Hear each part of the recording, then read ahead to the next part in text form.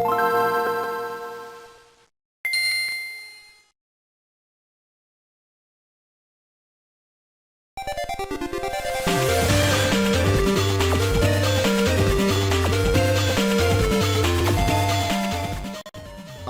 with Battle Network 2's replay wrapped up, let's now get into Battle Network 3. Hello everyone and welcome to Let's Replay Megaman Battle Network 3 Blue version.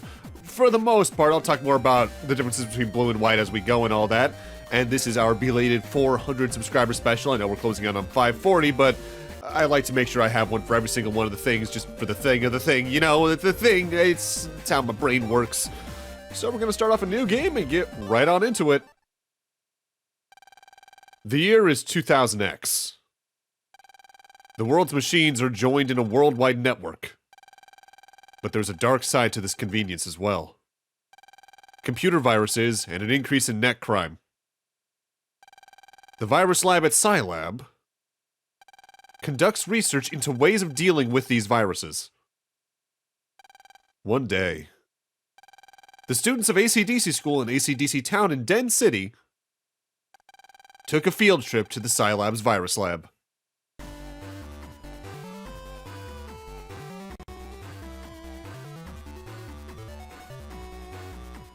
So this is the new virus lab, huh? This is even cooler than I had heard it was. Lan, we're here on a school trip. Stay focused and quit daydreaming, okay?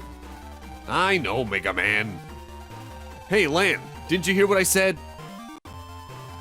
Look, everyone else is paying attention. And now, for our intro tutorial bit of talking to everyone. These machines are pretty cool, but so are our PETs. They're so small, but we can use them as a phone for email, as a textbook, but I think the coolest thing about them are the navies that can run programs for us. Take mail, for example. We just open the menu, select email, and our navi opens the mail screen for us. The menu is opened by pressing the start button, right? Indeed, in fact, here's our tutorial email. Net crime alert from Mail News. The number of net crimes has increased in recent years. Please be careful of viruses and evil navies. Thanks. Helpful. Your dad works here, right? That's so cool. Yeah, it is kinda, isn't it? Gonna talk to all the generics first. I just know I'll forget all this unless I take notes. Let me see. You can talk to your navi by pressing the PET's L button. And by PET, they mean the GBA. Let's see what they all say. Maybe they can give us a clue. That's used to give you hints on how to progress in the main story. Lan, do you know about the regular system? It's a bit tough to explain, but it's a good thing to know about. The regular system lets you choose one chip as a regular chip. That chip will then always appear at the custom screen when a battle starts. To set a regular chip, open the folder edit screen and choose a chip. Press the select button and you're set. However, your PET has a fixed capacity and chips larger than that can't be set as a regular chip. To check your capacity, look at the number to the right of your folder name in the folder edit screen. That's the largest size chip that fits. You can increase the capacity by using regular up items. Aren't you glad I told you all that? Technically, yes. This was something they introduced a little bit later into Battle Network 2, scenario or 2 deep, but now you can do it by default. Speaking of which, here's our starting folder. It's pretty much the usual stuff, though notably we now have Side Gun, which I don't believe was in Battle Network 2. I recommend sending Air Shot as a regular chip this early on because it's good for stunning enemies. And here's what our library looks like at the start of the game, similarly to my redo of Battle Network 1 through Operate Star Force / Operate Shooting Star, my redo of Battle Network 2. This is going to be a 100% LP, so we are getting every battle chip in the game. We only got 12 to start, and there are many, many, many more to get. While Battle Network 1 had somewhere about 175 battle chips plus some added in Operate Star Force, and Battle Network 2 had 250, this game has about 300 battle chips total for us to grab throughout the entire journey. I've never fought a virus outside of school. I need to study all this a lot. Lan, did you hear? The kids in the other class went on a field trip to an umbrella factory. I wish we could go to a factory too. There's no way that we get away with sneaking off the net battle here. Ah, always on the battles, huh, Dex? Scilab's virus research devices are the world's best. This is fascinating. Be sure to pay attention now. Lan, you should pay attention to this. The things we learn may be on a test later on. Look how seriously Yai is listening. Mail was saying that we may have to write a report about this. I've got to pay attention. I may be smart, but I'm not very good at writing reports. Mood on that. Okay, everyone gather around. The kind people in this lab are now going to give us a lesson in virus busting. Hello, boys and girls. Today we're going to learn the basics of virus busting. Some of you may already be familiar with this, but remember, the basics are vital. Okay, everyone, please jack in by pressing your R button. Lan, send me into the cyber world with the R button. Get used to doing that. Okay, let's get this virus busting lesson started, shall we? This is only practice, but please, do your best.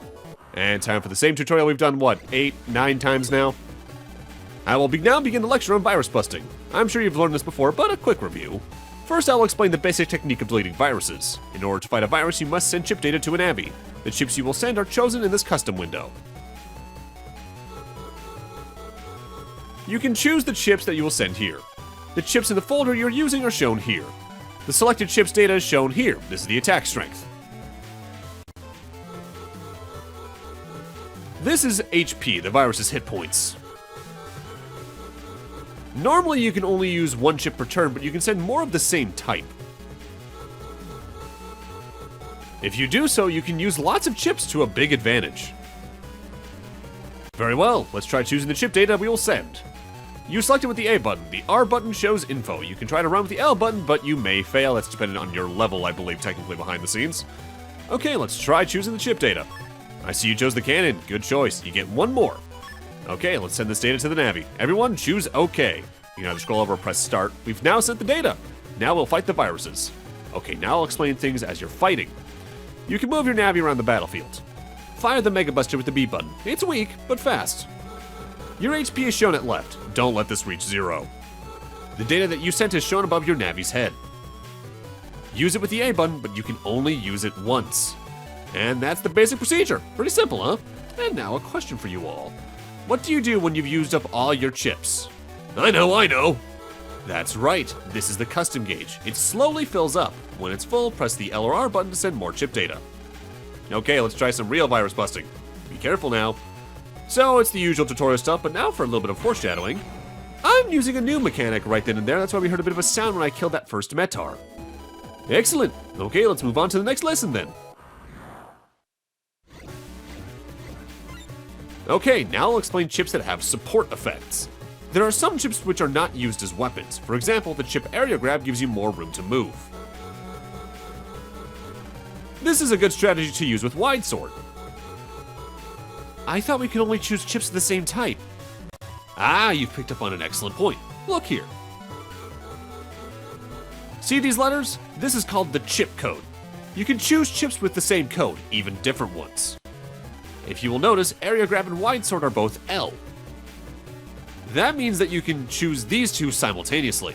By the way, chips marked with an asterisk are like wildcards. You can use them with any other code. Very convenient. Let's try using the Area Grab and Wide Sword with the same code. Okay, next choose Wide Sword. Okay, let's send this data to the Navi. Choose OK. Did you send the data to the Navi? Let's try it out. Okay, our strategy is something like this. First, we'll use Area Grab by pressing the A button. Part of the virus's area will become ours to use. That will allow us to walk up to it and attack. But watch out for the virus's attack when we get close. Okay, good luck. Notably, chips like Area Grab that dim this screen technically pause the timer, but that doesn't matter for these tutorial fights because that more matters for busting ranks when you're trying to get rewards from actual random battles throughout the game's main campaign and post-game. Though notably, whenever you do this particular tutorial throughout the games, if you go to the custom screen again, you don't need to buster down the third Metar, you can just get another Wide Sword and Area Grab for free. Good luck! This is your last lesson. Next up is our last lesson concerning folder opening. This technique lets you increase the chips you get. With more chips to choose from, you can make combinations. Okay, do you see the add button on the bottom right? Many times you'll be missing a chip that you want. If you choose a chip that you don't need and press add, the selected chips will be thrown away, but on the next turn you'll get as many more chips as you've lost to choose from. This makes it easier for you to make combos to use. Let's try. We don't need those 3 recovery 10 chips. After you choose all 3 recovery 10s, use the add button. Okay, now just manage without chips for 1 turn. Megaman, I'll send new chips. It'll take 1 turn. So adding, you essentially sacrifice chips from your folder for that battle, up to 5 depending on what you got at your starting screen. And then you'll get that many more chips on your next custom screen. Okay, now let's go back to the custom screen, and ta-da! Since you threw away 3 chips, the number of chips you can choose from also increases by 3. Okay, time to fight. Don't be like me as a kid and not use the add function too much, because as a kid, for some reason I thought it permanently deleted the chips from your library and folder. No, they're just gone for that battle. When they say you can only use a chip once, it means per battle by and large. Okay, that's enough for today. You never know when a virus will strike. If it happens to you, just remember these lessons. Okay, you can jack out now. Okay, class, we certainly learned a lot today. Let's thank the Scilab people for having us in today.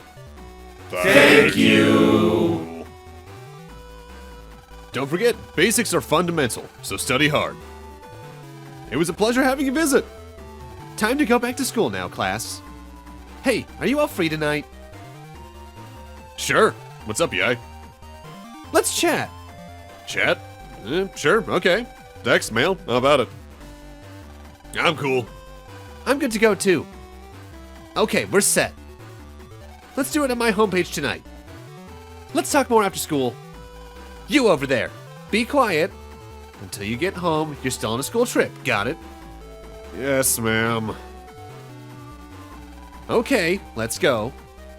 I wish you had field trips that cool growing up. All I went to do was see Plymouth Rock. And you don't want to see Plymouth Rock. Write a report about the virus lab and save it on a disk. That's your homework assignment for class tomorrow. Don't forget, I'm talking to you, Dex and Lan. Got it? Yikes! That goes for the rest of the class too. If you forget, you'll be cleaning toilets next week. Yes, ma'am. That's it for today. See you tomorrow. And thus we are free to go talk to our friends once again. I'd better not forget my homework.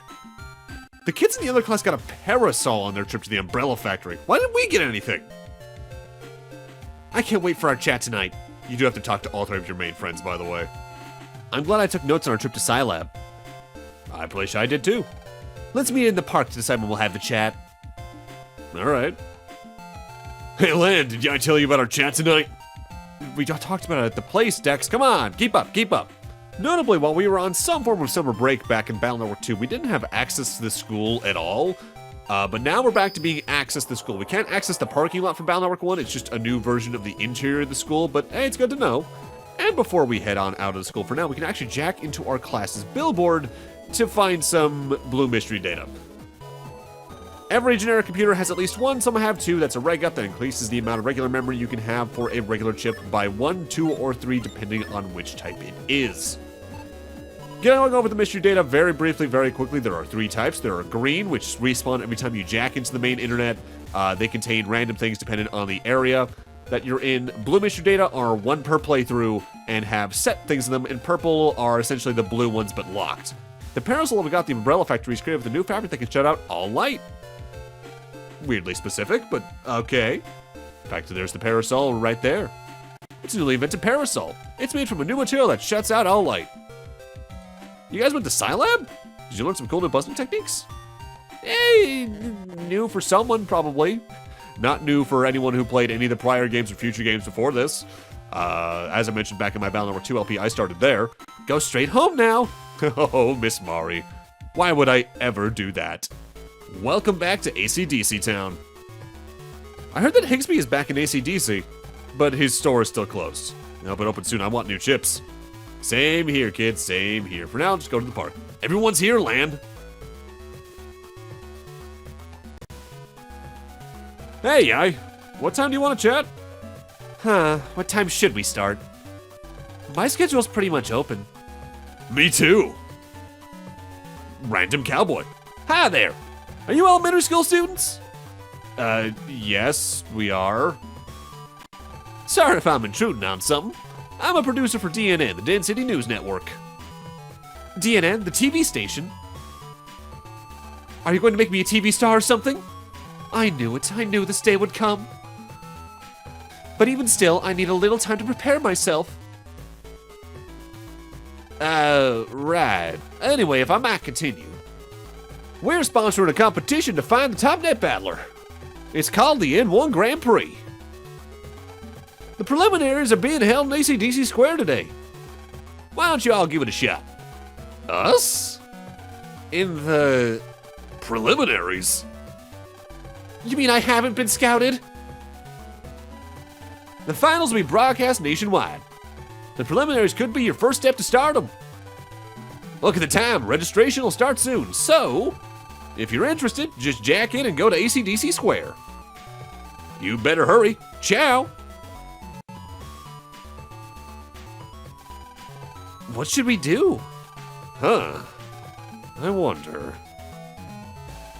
There's no question I'm signing up, right, Guts Man? Let's do it. You got guts. I think I'll do it.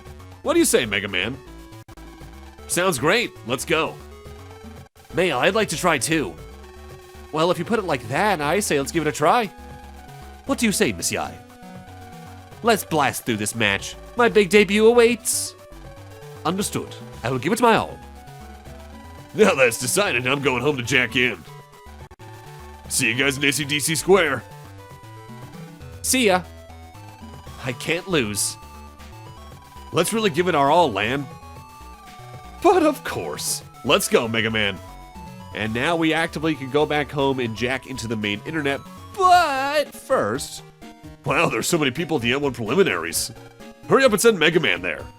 You can come into each of your friends' houses and grab whatever items they have, namely in their own computer homepages. You're gonna be checking these computers out eventually no matter what anyway. I just prefer to do it now because some of the items are good to grab this early on, especially if it's Zenny, which is the currency used in stores throughout the game. Or even just some battleships that are good to grab early on from random encounters. Speaking of which, when we get into our first random encounter after I talk about the enemy in question, we're going to get into some big info dumps, namely about drop rates and busting rank. We got one new enemy here, Cano Dumps.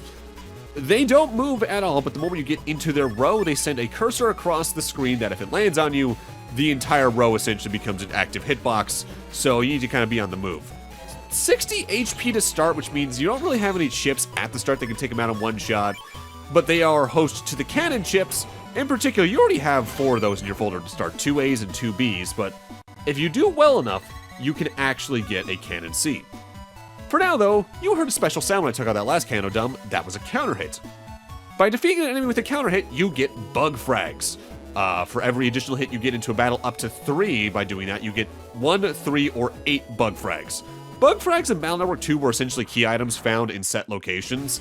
In here, you can get them infinitely because they have many, many, many more uses.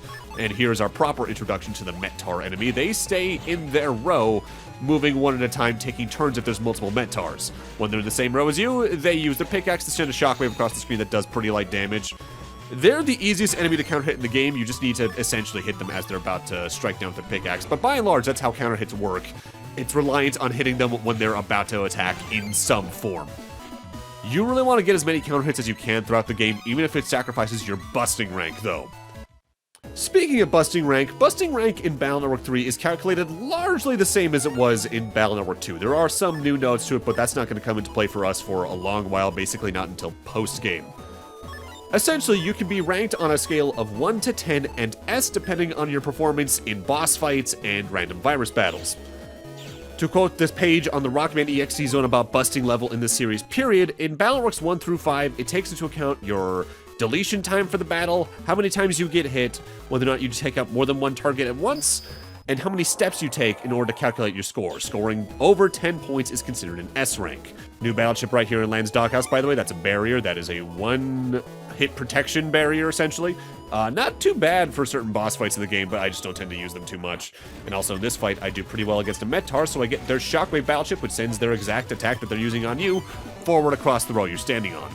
Pretty good in early game, considering you can hit multiple enemies with it, but it just gets outclassed later on. So here in random virus battles, to get high points, you need to get a busting rank between 0 and 5 seconds. That's 7 points out of the potentially 11 you need to get an S rank. Between 5 and 12 seconds is 6 points, 12 to 36 seconds is 5, 36 to the end of the timer is 4 points.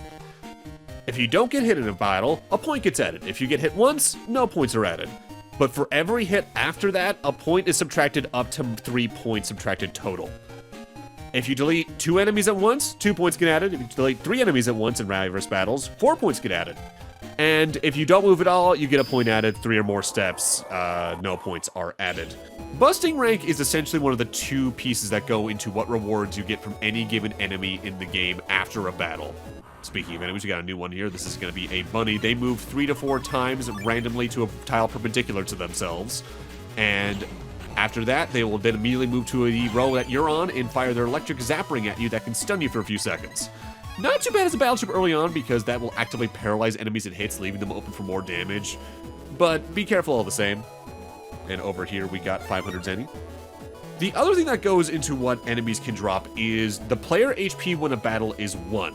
Some battleships will only drop from certain enemies at certain codes when you're at, say, low HP, medium HP, or high compared to your maximum. For instance, in order to get the Cannon C you really want to get from a Canodump, you can be at any HP, but it's a 3.125% chance at level 9, a 25% chance at level 10, and at level S it is a 50% chance. The other 50% usually is Zenny. This is a sub-chip dealer. Sub-chips are items you can use at any point in the field of the internet. They range from making enemies lower level than you easier to avoid, restoring your HP outright in either 50 bits or full HP recoveries at a time, unlocking purple mystery data, those are the big ones, or locate enemy, which allows you to locate the most recent enemy you fought. You're going to be spending a lot of Zenny on especially locate enemies and unlockers throughout the game, so get used to them. Also, Yai's house now has Mario outfits in it, as well as a Data doll, which there's a lot of Megaman Legends references in these games, mostly because at the time they were a very recent thing. And man, I wish Capcom gave that series that kind of love today. I'm still waiting for that kind of legacy collection. Also, I guess on that note, I should note, I am playing the Game Boy Advance release of this via an emulator that's largely just for the ease of recording, so in the case, say, a recording gets corrupted partway through for whatever reason, I can just restart from where I started that recording session more easily, rather than just copying a Steam save file for the legacy collections over and over again, or anything like that.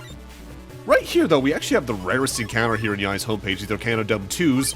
Like most virus later versions in the series, they have more health, they hit harder, and their attacks are usually faster. In this case, the targeting reticles move across the row faster. They are the source of the high cannon battleships, which are just stronger cannons with a different coating. If you can get one at this point, it's pretty good, because those do 50 damage each versus the base cannon's 40. Might not be the best fit for early game folders in terms of the chip code, because you're going to be very often getting, like, A through H codes this early on more often than not, whereas these are, like, JKL codes usually. Although I say that, that's not exactly always true. I think the later games that are split versions do this as well, but Battle Network 3, because it's the first game that has split versions, actively does do things to make the codes distinct from each other. Namely, with Canodump 2s here, for instance. In the blue version, at rank 7 to 10, you can get a K code for High Cannon. Over in white version, though, from rank 7 to 10, you have the same chance of getting an H code, which is honestly the better coding there, in terms of working with things in early game. By and large, it doesn't matter a lot, because I think usually like 3 of the codes are universally the same, you just don't get the later or the earliest code depending on your version. But all the same, that can radically change how you build throughout the game, so keep that in mind if you're following along this as a guide and you're playing on white version. By and large, the 2 versions are so much the same you don't need to worry, but be careful all the same. Welcome home. How's the new Scilab? Your father told me that they've done it up quite nicely. Indeed they did. I actually like the Scilab layout a lot in this one. And now that we're back home, we actually got some mail. By and large, we're going to be reading this as soon as we get it throughout the LP. I'm starting. The prelims have started. I'm going to start without you. Hurry up and come to AC/DC Square. Alright, so let's do our first proper jacket into our own computer for something a little different. Some of you have probably never seen that animation before, and we're not seeing it again the rest of the LP. I just wanted to show it off. So, the reason you might not recognize that is because it's not in the Western releases period, European or American. I believe the reason for this was cartridge space reasons, because languages that aren't Japanese take up more space than Japanese does, just for how much can be said with a single character. So they cut out a jacket animation, a title screen animation that I should be showing on screen right now in the final pass of the edit. and a animation for a mechanic down the line I'll show off when we actually investigate that mechanic in particular. So welcome to the AC/DC network for this particular game. I'm probably going to bounce between calling it that and the Den area because it depends on the game which one it's called. By and large, the enemies around here aren't much to write home about. We've seen most of them already. It's mostly Canodum ones and Metar ones. There are going to be a couple of other things that show up as we go throughout the game, but we'll talk more about those as they show up. I'm going to try and mention what encounters are in an area roughly, in the case I've mostly seen the fights before. See the yellow street? That's AC/DC area's Main Street. Main Street helps us figure out where we are. Because, you know, the net is pretty complicated. If you follow the Main Street, you'll hit AC/DC Square. So in Battle Network 2, squares were placed meaningfully along the way, but finding your way to them was kind of annoying. So here in Battle Network 3, every single internet area that has a square has a different colored street that leads directly to that. And I like that design choice a lot. I think that's something Battle Network 2 could have used, and I'm glad it's here. Future games do a little better about this technically as well, but the internet in the future games is also a little easier to navigate on several other aspects anyway, so it kind of balances out. Also, I gotta say, I love the network theme for this game. Battle Network 3's soundtrack in general is really good. I think Battle Network 2's is better, but Battle Network 2 goes a little harder on some of the techno beats than 3 does on the whole. Also, just to talk about the structure for the LP really quick, even though I've already edited out several battles. I am editing out battles, but only ones that are completely repeats that I only get Zenny from.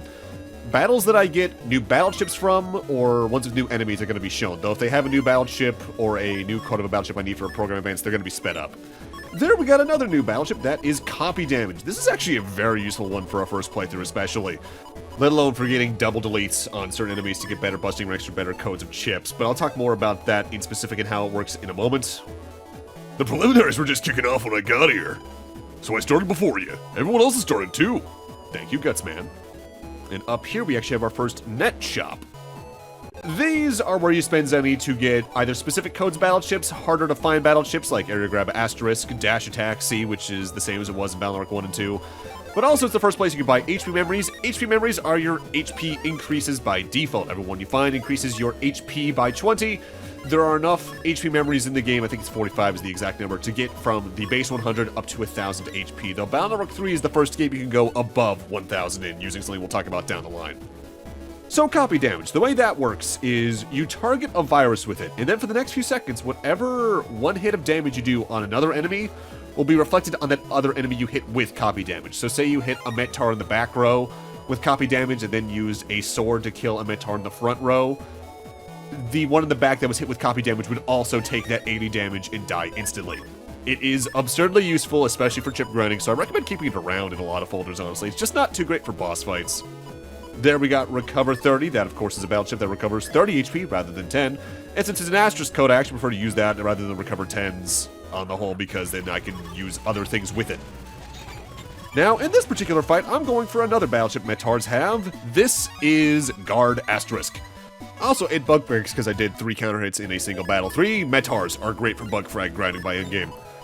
Guard Asterisk works the same way it did in Battle Network 1 and 2. It's a counter shield. You put it up and you'll reflect attacks that hit you as a shockwave across the screen. And it is still part of the same program advance it was in BN 1 and 2, but I don't rely on that nearly as much here in BN 3 because there is another technique I use the hell out of to nullify a lot of this game's difficulty. And here's our second net trader. There's actually a couple things we can get here of interest. You can even get Custom Sword very early in this one, but I'll be grabbing that more down the line. And there's another sub-chip dealer here. Sneak Run's the thing you might want to pick up there if you're trying to get through the game without getting into a lot of encounters for some reason. I cleared this round faster than you did. Those missions were no problem for Yai. That green Navi is taking entries. But notably, first, something else I want to talk about is the BBS up here at the top right of the squares. Every square in the game, by and large, has one of these. It's an info dump. It's meant to be a forum board, essentially. This is where they nest some other smaller tutorials, like what sub-memories are, which can increase the amount of sub-ships of a given type you can hold, how the chip system works, or even hints on how to get certain battleships from enemies, or what strategies to take against certain viruses. On a first playthrough, I actively do recommend reading these, but for me, who's played each of these games several times each, it's not that useful. And down here's an empty platform that will not be empty the entire game. We'll see what that's for down the line. Welcome to the first round preliminaries for the N1. Your being here means you want to take part, right? Right, everyone here is taking part, like it or not. Okay, let's start the first round. This round is simply a true, circle, or false X quiz mission. I'll ask a question. Circle or X data will be hidden on the net. Then you go out and find the one that you think is right. If you bring back the right data, you pass the mission. There are 3 missions in all. This is the first. Good luck. Now, the swearing-in ceremony. Answer in a clear voice. Do you want to be an N1 battler? Yes! Here's mission 1. Red means stop. True or false? Go to ACDC3 and find the true or false data. Circle or X? Take care. Well, by and large, that tends to be true on the whole. There's some countries that use different colors to indicate stop, but the octagonal red stop sign is pretty iconic here in the States at the least. So we need to find circle data. This actually works a lot like the first license exam in Battle Network 2, where they're just in set locations across the internet. So if you know where to go, you can just go straight there. That's a Cannon C. That is the hardest cannon to get, but as you saw, it's not too bad to get as long as you use things like copy damage. Hence what I mean by it being an essential tool for getting a lot of specific codes for battleships or getting battleships from certain fights, period. I wonder where X data is. Well, it's in ACDC 3 somewhere, just gotta look around for it. In early game especially, by the way, don't ignore green mystery data, because even having 300 Zenny from one of those can go a long way towards getting you towards your next purchase, particularly for HP memories or any battleships you might really want. I did a lot as a kid because I thought it was only really trash Zenny, but by endgame you can get multiple thousands for that, no problem. That was panel out 3. I think when you start the game with a panel out 1, that destroys an entire column in front of you when you use it, and it's pretty useful for certain battleships as well. The answer is circle. True. Correct. Congratulations. Here's to mission number 2. A ton of lead is heavier than a ton of feathers.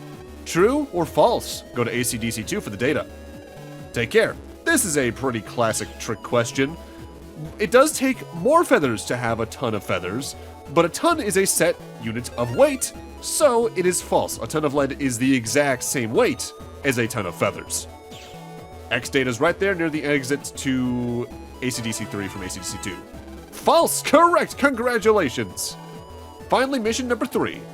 Adding every number from 1 to 10 gives 54. True or false? Go to ACDC 1 for the data. Take care. So I'm actually going to take this opportunity to explore a little further into ACDC itself, because there's actually 2 portions to ACDC 1. There's the portion where you jack in from Land's PC, as well as I believe Mail's PC. But Dex's PC actively leads to a portion on the right that's disconnected and can only be reached via ACDC 3 over here. Now, neither of the answers are over there, but I might as well show this off now because there's a blue mystery data over there I can grab, and hey, if you're wanting to know where things are, it's good to know where they are this early on. However, in terms of the actual answer for this question, the question here's answer is false. Adding the numbers 1 through 10 does not give 54, it gives 55. That data, I believe, is just south of where you jack in from Land's PC, so we're just going to quickly jack out, jack back in, and go grab that there. Up to now, we've done a lot of showcasing me walking from place to place, but if I need to be in a specific internet area that we've already been to several times, I'm just going to start cutting to there moving forward in the LP, particularly because this game does have a lot of just go over there now sections like this, where they're like, all right, go back and forth all across ACDC area. By the time you've even gotten to the square once, you probably have the level design of this area pretty well memorized. Along the way, though, battles and mystery data dropped enough Zenny that I now have about 5,000, so we're going to take a moment to purchase some things from the net trader here in the square. I believe I go for an HP memory and at the least the Invis chip. If you're going for a certain ability down the line, you actually want to use that a lot, even at making your regular chip potentially. Invis makes you invisible for several seconds, which makes you invincible to damage. False! Correct! Congratulations! Well done, you've cleared round 1. Congratulations. Okay then. Thanks for coming. This concludes the first round of the N1 Grand Prix. Way to go, Lan. We aced the first round. Good job, Megaman. Looks like we all made it through the first round. Piece of cake. We did it, Mail. Let's keep it up, Miss Yai. How about the chats? It's already 6 p.m. Let's meet at my homepage after dinner at 8. Please, use this to access Miss Yai's homepage. And we get a Yai code. We look forward to seeing you. Let's go eat dinner, Lan. Yeah, I guess I haven't eaten yet. See you later. The Yai code allows you to open the cube in front of Yai's PC. It's the same thing as the stuff from BN1 and 2. Time for dinner, Lan. Okay.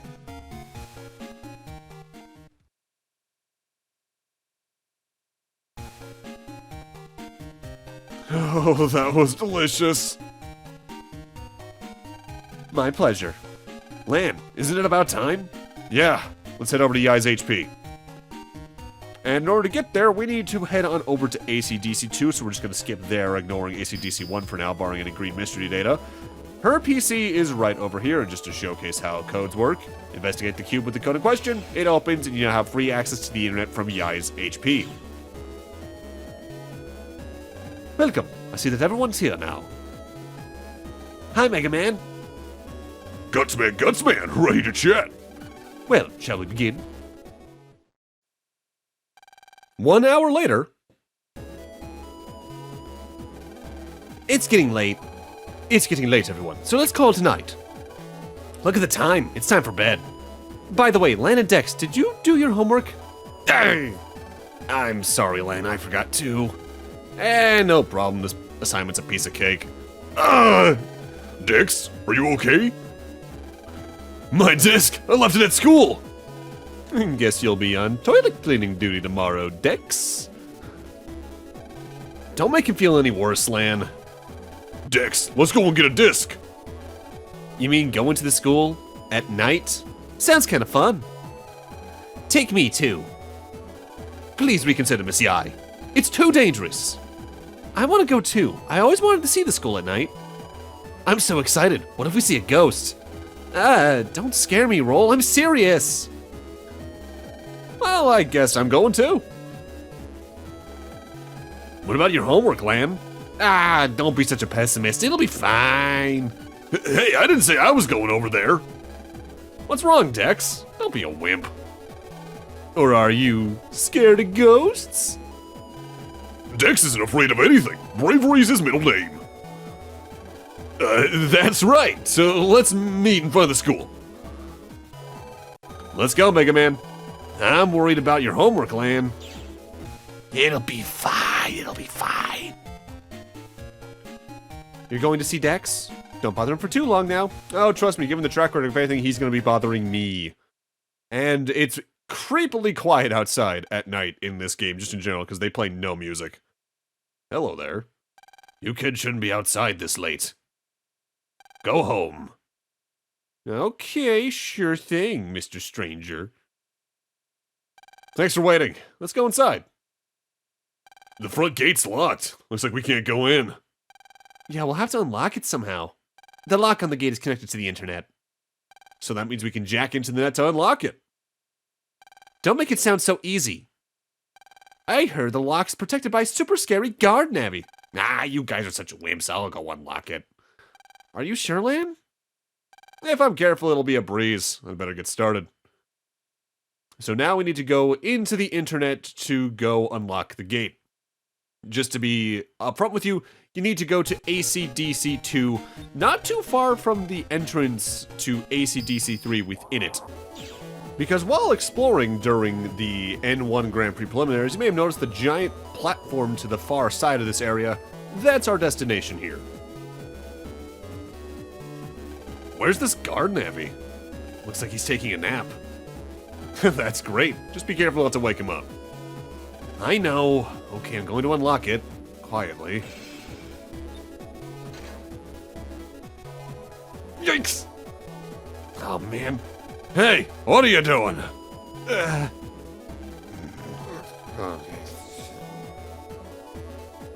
He's still asleep. That gave me a heart attack. Okay, Lan, let's go back to the others. Yeah, let's split before he wakes up. And now we're good to head back, and just as an indication of that, it's opened. We unlocked the school gate, but it's strange. The school doors are unlocked. Could they have just forgotten? Come as soon as you can. We're waiting in the school. Alright, and that's thankfully a pretty short trip. If anything, we should hope they didn't stray too far in themselves, otherwise we're gonna have to catch up all the way with them. Oh, that was easy.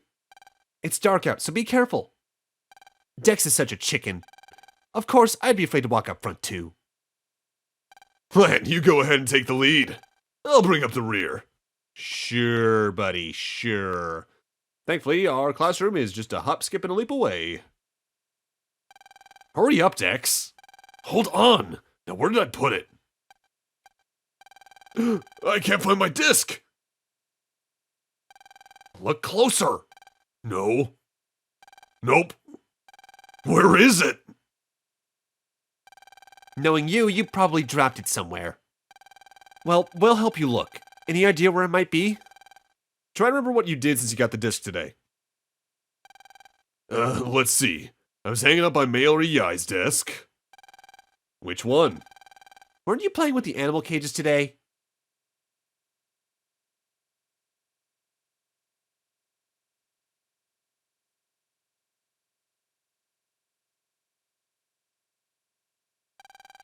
Weren't you doodling on the blackboard too?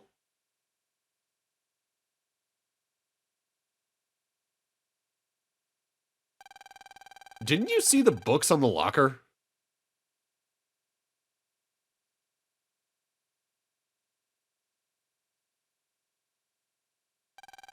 Ugh! You're confusing me even more. Anyway, let's go to the places you can remember going to. Guess we have to. You better be appreciative, Dex. Sorry, guys. Thanks in advance. I'll just tell you outright, the solution is to check one of the animal cages right over here. You catch a gleam of a light out of the corner of your eye, and there's Dex's disc.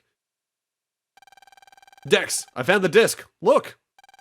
Really? Thanks, Lan. You saved my life. You should be more careful, Dex. Sorry. Thanks. Glad we found the disc. Now we'd better get home. It's getting late. Guess so. Huh? Hey, did you just hear something? No. Not really. Huh, guess I imagined it. Let's go. Alright. Let's get back home. Why do I have this bad feeling? Well, we're done here. Let's get back home. It's a good thing we were able to find Dex's disc. Yeah, with how many things are actually in that classroom, it's a miracle you found it that quickly, if anything. Don't know about y'all, but I was actually in my school at night once, although I was more just on the premises, because we had to do an astronomy meetup for that class in my senior year. Yeah! So I wasn't just hearing things. Is it a ghost? Don't be stupid. Must be a teacher. Has to be. But something feels strange. What if it's a burglar? It's coming from the teacher's lounge. Let's go. I feel like this isn't the wisest idea. Is that someone in the teacher's lounge? I hope it's a teacher. It's not our imagination. Someone really is in there. If that's a burglar, I'll get him. If it's a burglar. Now, I weirdly only get paranoid if I hear a noise when I'm alone in my own house rather than even at like a hotel or even out in the woods in the case I'm out in the woods for some reason at night.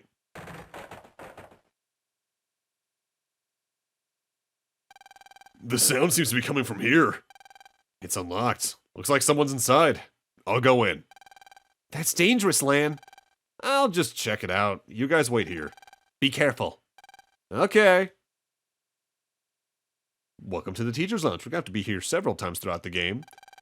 So let's take a quick look around here just to check on some things. A strange statue given by a shady antiques dealer. Genuine? A fake? Only the statue knows. But more notably, there's this data server here, which actually has a jack in port, so we're gonna check out what's inside of it. Also, well-listening people might have noticed that sounded a little weird there when we jacked in. Throughout the recording here, and I tried to get around this as best I could, there's just points where one of the sound channels cut out, and I had to restart the game for that to fix itself. This is the longest it goes on screen throughout the LP, though. Right there, we got a rock cube that spawns a rock cube that can protect you from certain attacks. But you can also use it as an attack, not by spawning it on an enemy, but by using it in tandem with an airshot battle chip, as we'll see down the line. I got the first Tetra code. If I bring this back, I can make him proud of me. I hear him talking. If it's a robber, I'm gonna get him. I'm going too. Me too. Dex and Malin Yai? Aren't you supposed to be waiting outside? This is dangerous. Go back. Leave this part to us. You always stick your neck out for us. Sometimes you gotta give us a turn, too. Okay, ready? Of course. Yeah. Here we go! Let's go, Lan. Yeah. Hey, thief! Stop it right there!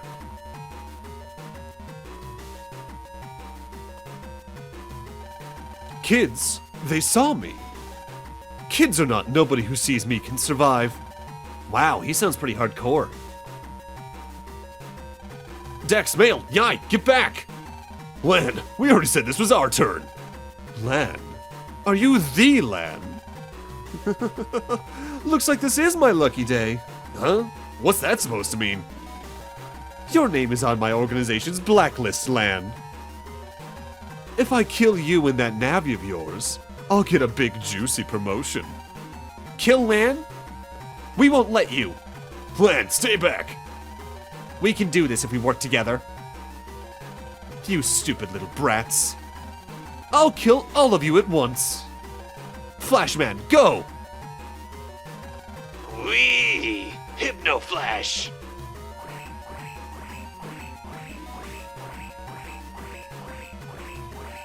Everyone! Wee! Dex, Mail, Yai! You all okay? I'm a choo-choo, chugga-chugga. Dex! I'm a big swan. Flap, flap, flap.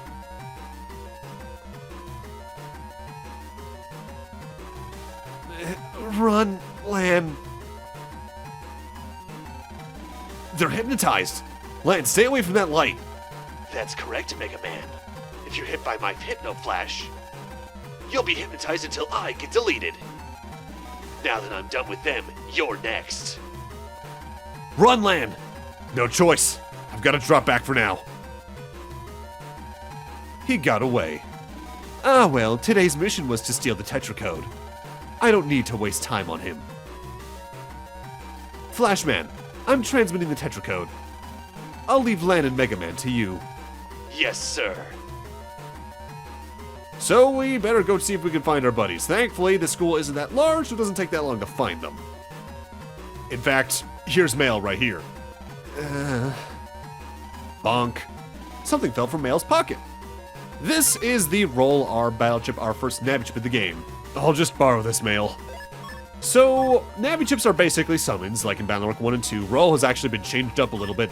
Now she only does 20 damage, but she does 3 shots anytime you summon her. So if you use attack plus 10s, instead of going from 70 damage, it'll now go up to 90. So if you're good about using her smartly, you can pile on the damage to a single target very quickly with her. But you also may have noticed her battle chip in the chip screen was blue instead of white like the other ones were. That's because she's our first Mega class chip. I'll talk more about the specifics in a few moments, but by and large, they've split battle chips in this game up into 3 classes. Choo-choo! Those are Standard, Mega, and Giga, and we'll be seeing those all as we go. Flap, flap, flap, flap. I'm a swan, a beautiful swan. So, we've got to beat Flashman to bring them back to normal? With that hypnotic beam, we'd better be careful going in. Is there any way we can get inside without getting hit? If only we had something to block the light. Something to block the light? Let's look around the school. We might find something. So where have we heard that term already in this very video? Huh. I wonder if someone went to an umbrella factory. Lan, maybe we can use this parasol to stop the beam. Hey, good idea. So now we're good to go into our first scenario computer, but I should warn you, and I think I put a warning at the start of this video, probably the final pass, but if you're photosensitive and prone to epilepsy, be careful the next 10 or so minutes, because the scenario computer this time around does a lot of flashing lights. So you came to die. Take this, Hypno Flash. Lan, now! Gotcha. What? Go for it, Lan. Yeah? Let's go, Megaman. Roger. Jack in, Megaman, execute. Welcome to the principal's computer. It's dark in here. This looks like data for some classroom. It's the principal's PC. It's full of school data. Okay, Megaman, let's go find Flashman. Roger, you handle the operation, Lan. out of all of the starting computers in the series, this is probably the second easiest next to BN1's because its major mechanic isn't that intrusive on the whole. The security door is closed. You must unlock the security door to pass to the area beyond it. Key data is needed to open each security door. The key data should be around here, but it's too dark now. I agree. It'll be too hard to find the key data in the dark. Can you do something about it, Lan? Okay, let me figure out some way to make your area brighter. Hold on, program is saying something. In order to make the area brighter, you'll have to turn on the light switch in the real world. By the way, I saw a doodle the other day. It said, Cleaners 1. Perhaps it has something to do with the real world? Cleaners 1. Is it a clue for the real world for this area? Thankfully, Flashman doesn't take this opportunity to attack Lan. So what we need to do here is turn on light switches in the real-life locations in the school in order to bring that light into the cyber world. And they give you that hint, Cleaners 1. I think that visual showed up earlier in this part, I just didn't comment on it. But Cleaners 1 is a sign on the back pillar between the lockers in Class 5B. So come in here and turn the light switch and we will be good. I turned the lights on. How is it over there, Megaman? It's bright enough to search now, Lan. Alright, I'm counting on you, Megaman. You bet. And here's where the flashing starts. So the way this area works mechanically is the lights are going to flash on and off, and when the lights are on, you can see blue mystery data that you cannot see when the lights are off. If you know where they are ahead of time, you can just go there and grab them anyway, because you can grab them even when the lights are off. But knowing where the data is the important thing, because if you know where they are, you can just go grab the correct ones, use the key data to open the doors, and get through this computer pretty quickly. Not only is this, I'd argue, the second easiest starting computer in the series, it's also arguably the second shortest next to BN1's.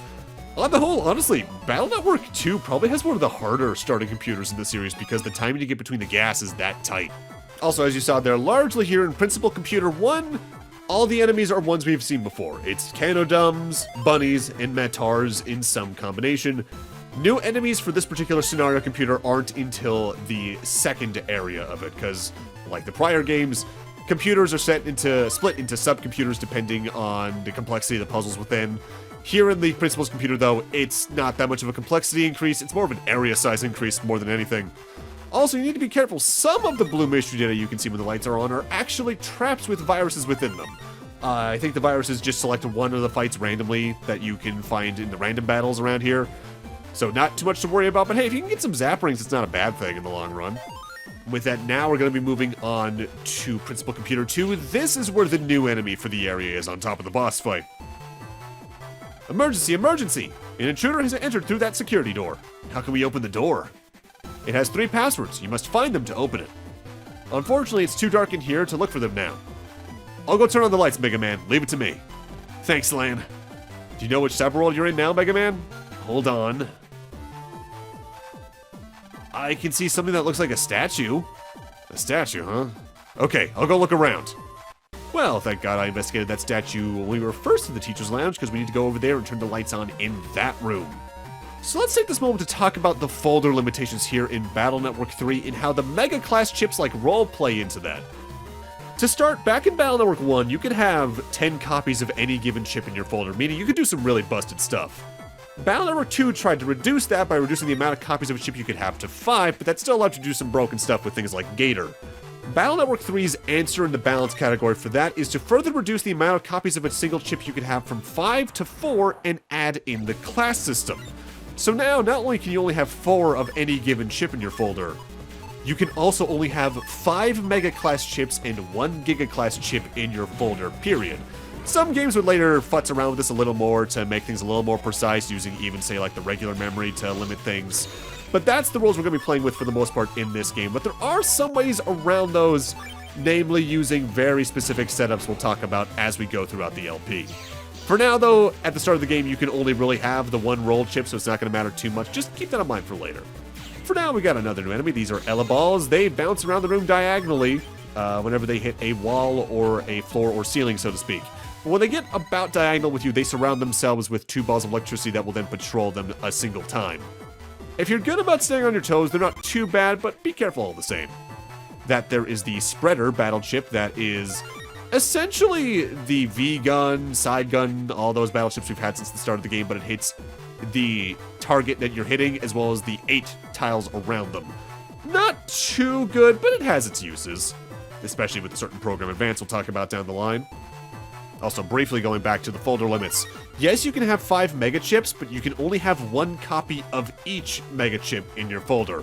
So you can't do what we did in Mega Man Battle Network 1 and 2 and rely on like 5 Sharkman 3s or Gateman V2s or all that. You need to have multiple. For now, though, we got all 3 passwords. We can open this door and head for our first boss fight. So I recommend you save before going into it because bosses in this game are definitely out to kill you. Megaman. Flashman, release my friends from the hypnosis. I told you. You have to delete me to break the hypnosis. Come and get me, Megaman. Plan. Megaman, battle routine set. Execute.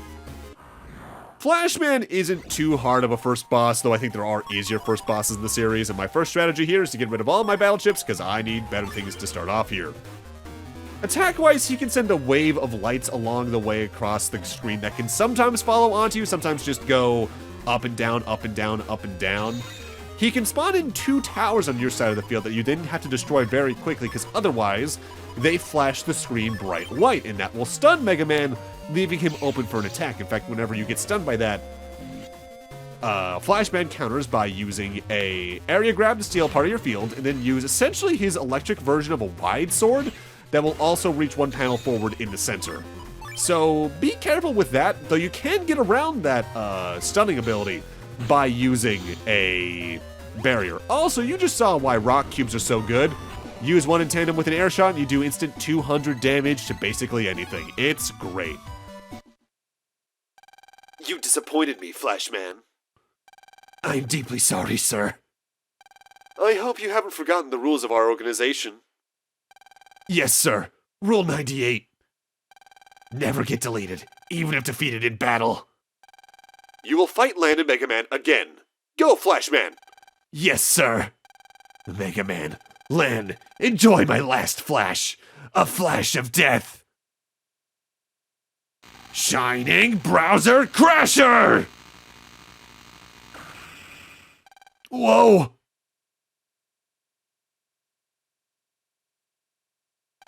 Well done, Flashman. That flash is the beacon for a major catastrophe. And with that, young Lan, I'll take my leave. Farewell. Wait, just who are you? He's gone. Lan. Ugh. Mega Man, are you okay? I'm okay, just a little dizzy. But how's everyone? Is everything okay? That's right. We've got to get over there. Oh, here's hoping they're all doing well. Oh, thank God. Has the hypnosis worn off? Were we hypnotized? I had absolutely no idea. You saved us again, Lan. Thanks. No problem. We should go home or we'll be late for school tomorrow. I can't be late. Let's head back home. You're right. And I need my beauty sleep too. See you tomorrow. By the way, Lan, what did that guy mean by major catastrophe?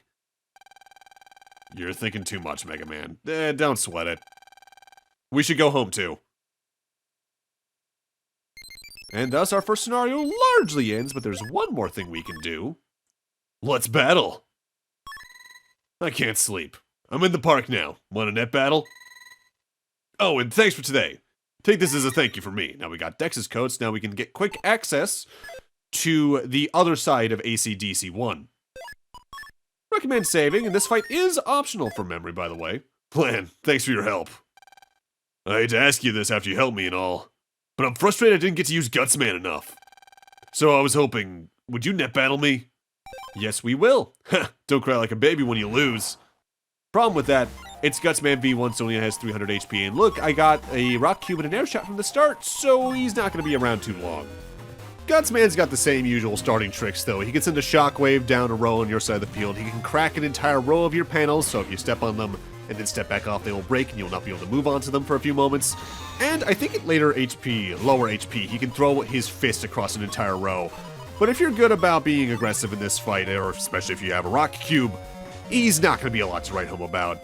And for beating him, we're actually going to get our second mega chip, the Gutsman battle chip, which does the same thing it usually does. He does a shockwave across all 3 rows of the enemy field. I'll get you next time. I want to say it's Battle Network 4 that adds the little limitation to Gutsman, where if you're in the top or bottom row, he'll only hit the row that he's in front of and the one above or below it. In this game, you can use him wherever, and I think he'll be fine. But in general, try to use him in the center just in case. But with that, I'm going to need to end this off here. I know this is a very late celebration video because this is technically the 400 sub special when we're close to 540 subs. I'm trying to get through these as fast as I can while still being detailed. These should hopefully come out pretty quickly because the entire main story of this game is recorded. I just have to edit it and actually commentate over it.